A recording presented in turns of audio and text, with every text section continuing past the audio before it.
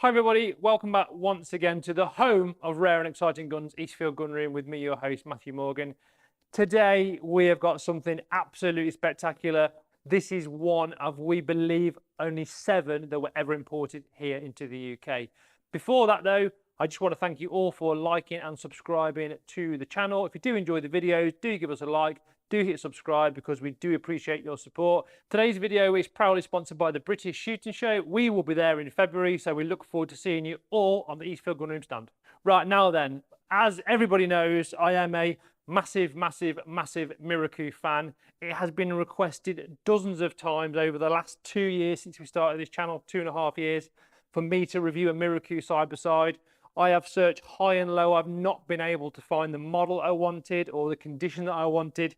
However, today I've got it all. So this is a Miroku SL120 Sidelock ejector. For those that know nothing about that, stay tuned because you're going to learn loads. So they did a base model called an MS150. So if we go back to the 1970s, this is when Miroku was being imported by Parker Hale in Birmingham. Very famous company, famous for, they used to import Smith & Wesson pistols in the day. Obviously there was various cleaning products. They've had so many top brands over the years. So it's a name that anybody over the age of probably 30 will be very familiar with.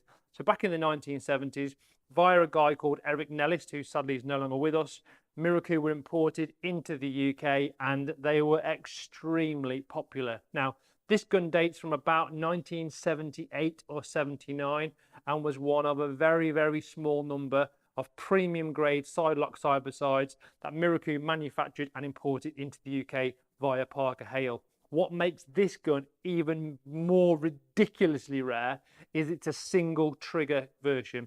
The majorities were double trigger, and I say the majority, I believe that less than probably 20 guns were ever imported, and I understand this is one of 7 single trigger versions.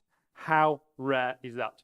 This gun was kind of modeled on something like a Holland Royal. It was a question of getting the Japanese build quality, reliability and durability into what was essentially a more affordable gun than an English gun, but it kind of had the style and the lines of an English gun. Now, to put this into perspective, back in the late 1970s, you would have paid about, and don't quote me on this, this is what people have told me and what bit of research I've looked at, about £1,400 to £1,500 for one of these guns. Now, that was a considerable amount of money, particularly when you could walk into any gun shop in the country and buy an AOA number 4 or an AOA number 2 for considerably less money than that. So this gun is completely hand engraved. We've got this bouquet scroll work. We've got some floral stuff here in the corner and in these kind of circly bits. That's a technical term. We know that Miroku are very fond of using floral engraving because it's a lot to do with their heritage. We've looked at the chrysanthemum use in some other videos. So very nicely done. We've got 1, 2, 3, 4, 5, 6, a 7-pin side lock. So there's a lot going on under there. It's very intricate. You can tell it's a high quality product straight away, not just from the engraving. The fitting of the side plate of the action is absolutely fantastic. And just to give anybody a bit of an understanding of the difference between a side lock and a box lock, if you look back at the Bretta SO5 video, that'll give you a bit more of an idea. But basically a box lock is where all the workings, like the Miroku MS150, which was their plain black action gun, which was like just a field gun, like a gamekeeper's gun if you like, where all the workings, all the hammers, the sears, the firing pins, etc. are encased in a little box. When you go onto a side lock and you look at particularly the English makes like of Purdy, Holland, Boss, Beasley, those kind of people, everything is 10 times more intricate because all those little springs and bits and pieces are on the inside of that lock work, which makes the thing 10 times more intricate to make. And certainly the craftsmanship that goes into making one of these guns is second to none. So that's the action on the one side. On the bottom, we have got BC Miroku. Again, completely hand engraved. The whole thing is hand engraved. And we've got more floral, more roses, more little stars, like Milky Way magic stars, a personal favourite of mine. Feel free to send some of those in, because to be fair, Freddo's are getting a bit tired of. Engraved trigger guard, all the screws are engraved. Basically, wherever there's a piece of metal, it's engraved. And because of the the way that this gun has been crafted and the way it's been ornately engraved, all those little lines on the underneath where the trigger group locks into the action, they are seamless, and you've really got to look to see them. It's like an absolute picture with no joins whatsoever. It really is impressive. On the other side of the action, we've got an identical image of what's on the, well, the left and the right, if you like. We've got carved fences, we've got an engraved top lever, and like I said, to the naked eye, if you just picked this gun up and looked at it, you would think you were looking at quite an expensive English-made gun, and that was what it was all about. It was basically not dissimilar to the AOA number 2. It was about imitating what the English were producing, although let's not forget the heyday of the English trade was probably earlier than this. We are talking about the late 1970s, where side-by-sides were still very, very popular and very prevalent. On the back strap, we've got a bit more scroll work, a bit some wavy stuff, looks like little shark teeth at the top, and even the selector is engraved.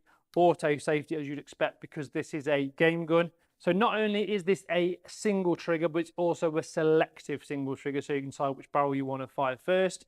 And quite interestingly, if we look in the back of the trigger guard, you'll see this little sticking down knob. I thought it was a Lego man got stuck inside the action, his foot was hanging out. That is actually the selector, and if you look really closely, it's even got engraved L and R, so you know which barrel is going to be fired first. It is a very unique system in terms of the way it works. The only thing I can really compare it to in modern day gun making is probably the Blaser F3 or a Krieghoff, which has got like a little paddle, although of course that is at the front of the trigger rather than the back.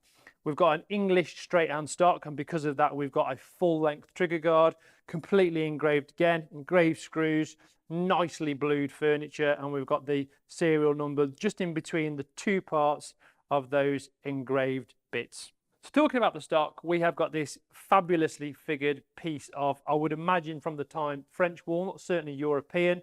We have got some lovely black streaks going through it. Checkering is very nicely cut, not perhaps as fine as you would get on like a Boss or a Holland, but it's not Boss or a Holland money.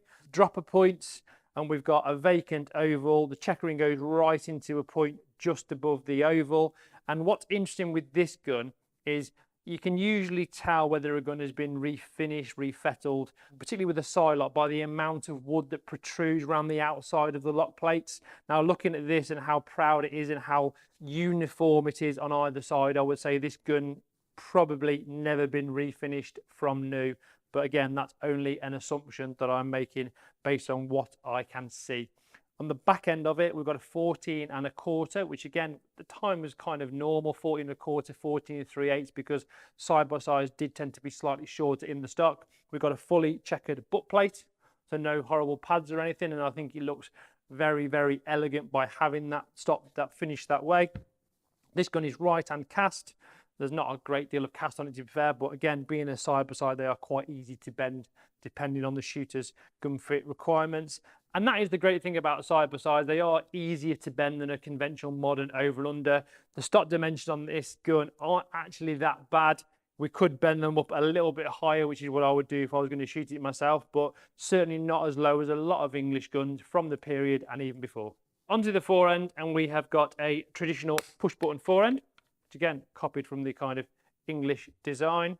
You can see the ejector kick is in there. We've got the serial number in there, and there's the push rod. So, you know, I could hold that up there and you wouldn't know that wasn't off an English gun from the 1920s or 30s. It is that similar. We've got the checkering with the points on again. All the little screws are engraved. The forend catch is engraved. Even the push button at the end has got knobbly bits on. And of course, just to finish it off, the forend iron itself, where it meets the action, is also nicely engraved and has been nicely blued also. Now the barrels, I'm not sure whether this kind of high gloss finish came on these guns as standard or whether this has been reblued or not, but this is a 28-inch fixed choke according to the paperwork in the box at quarter and full. I haven't actually measured them yet, so I don't know what it is, but again, that kind of goes back to the heritage and the idea behind this gun, because if you bought an English gun back in the 20s, 30s, whatever, you would normally have a very heavily choked barrel and a very open choke barrel. So quarter and full is kind of a testament to that. The rib itself, we have got it slightly sunken, so raised at this end. We've got some nice engraving on there.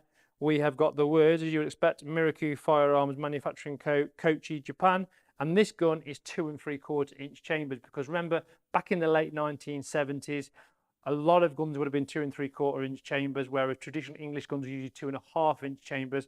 And what that does, that makes it more appealing and more practical for the modern day shooter. So I mentioned that the actual height of the stock was pretty good. Again, going on the history I know about the gun, I am led to believe this is all the original woodwork the gun left the factory with in the late 1970s. And if you mount the gun, it feels, I mean, it weighs £6 12 ounces. Again, if you make the comparison to an English Sidelock, it probably is a little bit heavier, probably a little bit more metal here and there, because it's not hand built, it's partly machine made. In terms of balance, well, you can't argue with that, can you, to be fair, for a gun that's 40 plus years old, looks as good as that, it feels good. Like I said, it's quite a practical solution for modern day shooters that want to side by side, but they're used to shooting their Beretta 687 EE, so they want a single trigger. The Sidelock is, of course, very, very pretty, very, very ornate. And if you're a Miroku fan and you've got an MK60, MK38, what better thing to own than something as rare as, remember, this is one of 7 single triggers that we know of that Parker Hale ever imported. So it gets even better than that. Now, you know that I am an absolute sucker for something in a cardboard box with original paperwork. Look at this. That is the original cardboard box for this gun from the late 1970s. What's interesting is, I've seen many Miroku boxes from this period, but the design is different because, of course, this has got the words side by side. If you can see under all that historical Scotch tape, side by side there. So it was a different design box. We look at the one end of the box and it tells you that this is an SL120, 12 gauge, 28 inch, full and a quarter, and of course the serial number on the end. It's a little bit sun bleached, but we'll let it off. Inside, it gets even better. Now, if you've ever owned a Miroku of this period with all the bits and pieces, you used to get like a little brownie coloured wallet that hung off the trigger guard in the shop, and it offered a lifetime guarantee and all that kind of stuff. Now, we have got the lifetime guarantee. So here is the Parker Hale logo with the Miroku writing from the period. Lifetime guarantee. Looks like a load of dolphins stuck in bicycle spokes. And inside, hasn't been completed, so sadly this comes out of warranty now. Please complete and post within 14 days of purchase. This Parker Hale Miroku shotgun has been carefully inspected and has passed one of the world's most stringent tests and examinations, either the London or Birmingham Proof House, and is so marked. Accordingly, Parker Hale hereby guarantee that it will replace or repair, as circumstances require, any part or part shown to be defective by reason of faulty workmanship performed or materials used during manufacture. This guarantee shall remain effective during the entire period of ownership to the original retail purchaser, blah, blah, blah, blah, blah. That in itself is incredible. You can't buy any gun today with a lifetime warranty. I bang on about how good Mirokus are. That is the statement. Not only that, we've got the inspection certificate. We've seen these before. We've seen these with the old presidents. We've seen these with the modern MK38s, the MK10s. In case you wanted more history, exactly what it says on the edge of the box. We've got the SL120, 30 inch, 28, 26. Now, I've never seen one of these in 30 inch. I have seen one in 26 inch. I would imagine, looking at the time and the fact that this was a, you know, you could argue a long barreled game gun for the period. Yeah, the people will argue that, because if you go back historically, a lot of old English guns, particularly hammer guns, were 30 inch, but I think in the 1970s, most of certainly the Bosses, Purdy's, Hollands, etc., that would have been knocked out would have been that mid-range barrel length of 28. Don't quote me on that. Full and a quarter. Then there's the serial number. Now, I also gleaned a bit of extra information this week, is that the 22 at the start of the serial number on a Miroku of this age pertains to where it was made in the Miroku factory. And others are 33, but this is the 22, which is Mr. 22 at bench number 22. Right. So you thought that was it? No. We've got even more fun stuff. So in the bottom, and I've never ever seen one of these before. I'll just go past this 1970s polystyrene. This is a Miroku pattern plate. Now we've got here the serial number, the model, and of course the gauge. What we haven't got, sadly, is we haven't got a date on it, but we do know that these guns were only made for a very short period of time, so it has to be 78, 79. And at the bottom of here, it's actually got the percentage of pellets in the circles. Now, I know you've got to be a bit of a gun geek to appreciate this, but that's exactly what I am. Again, if you go back to sort of the 60s, 70s, that kind of time, you would usually, with some makes and models, you would get a pattern plate, particularly with a high-grade gun, particularly if you had an English gun made, because they would regulate that gun with a particular type of cartridge. You would say, I want to shoot Grand Prix through my William Ford, and they would go and make you the William Ford at William Ford with Grand Prix in mind, and they would pattern test it with Grand Prix to get the optimum performance with that cartridge. We don't get that today. There is another pattern plate, which of course is for the other barrel. So where we had 69% of the pellets in the circle on that one, at 40 yards, we've got 46%. Now you would assume that that is with the lighter choke, and then the 69% is with the tighter choke barrel, because that would make absolute physical sense. And that, folks, concludes this video review of a very, very special, probably the rarest of all Miroku side-by-side shotguns. Back in the 1970s, and you imagine you were a fan of Mirokus, you got a 600 LRE or something, but you wanted to go and shoot game, you went all out and you bought something like this. But not many people did that because there were so few of these guns imported, largely because of the high cost versus especially things like the Continentals from Spain, like AOA, Ugartechia, etc. However, from a Miroku fan's point of view, this is the holy grail of side-by-side shotguns. I hope you've enjoyed this video. If you've got any questions at all about this gun, please do feel free to contact me directly. Don't forget to check out the website.